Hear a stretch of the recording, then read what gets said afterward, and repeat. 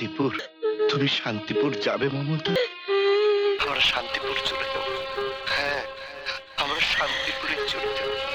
শুধু শুধু আজ রাত অপেক্ষা করো, কাল হলে আমরা শান্তিপুর চলে যাব। কাল সকাল হলে আমরা চলে যাব মমতা। সকাল হলেই চলে যাব, মমতা। সকাল হলেই চলে যাব। গৌরব তিতলিকে একটু নিয়ে এসো না, দেখতে বড় ইচ্ছে করছে, বড় ইচ্ছে করছে। আমি নিয়ে আসছি, আমি ওদের নিয়ে আসছি মমতা। দাদু কিসের ঠাকুমা? আর একবার যদি ওদিকে যাবার নাম মুখে এনেছো তো দুটো থাপ্পড় মারবো। হেনা তুই দাদু ভাই, আমার দাদু ভাই, আমরা ঠাকুমার কাছে যাবো। দাদু ভাই, ঠাকুমার কাছে যাবো।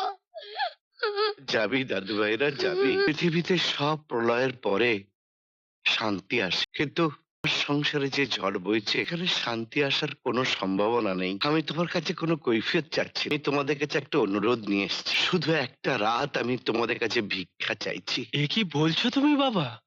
ঠিকই বলছি বাবা। বাড়ি, সহায় সম্পত্তি সবই আমি করেছি তোমাদের জন্য, তাদের সুখের জন্য, শান্তির জন্য। এই ছেড়ে তোমরা কেন যাবে? খুশি গেছে, তুষার গেছে, এখন এই বাড়িতে তো শুধু তোমরাই থাকবে। পৃথিবীতে কেউ কোনোদিন চিরদিন বেঁচে থাকে না। আমরাও আমরাও একদিন চলে যাব। তোমার কাছে একটা অনুরোধ, আবার আগে শুধু আমাদের একটু শান্তিতে যেতে দাও। কাল সকাল হলে আমরা এই বাড়ি ছেড়ে চলে যাব। শুধু রাতটুকু আমাদের থাকতে দাও। তোমার মা খুব অসুস্থ, তা নাহলে রাতেই চলে যেতাম বাবা, এই রাতেই চলে যেতাম। দাদু ভাই, আমরা যাবো। দাদু ভাই, যাবি যাবি, আমরা যাবো। ওদের একটু ওদের ঠাকুরমার কাছে নিয়ে যাই। না, এই অসুস্থ পরিবেশে নিয়ে গিয়ে ওদের মনটা অসুস্থ হয়ে যাক তা আমি চাই না। ঠিকই বলেছো বৌমা, পরিবেশ বড় অসুস্থ হয়ে গেছে, বড় অসুস্থ হয়ে গেছে।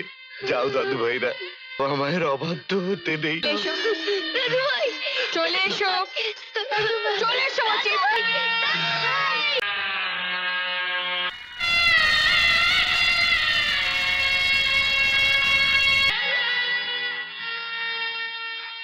দিল না,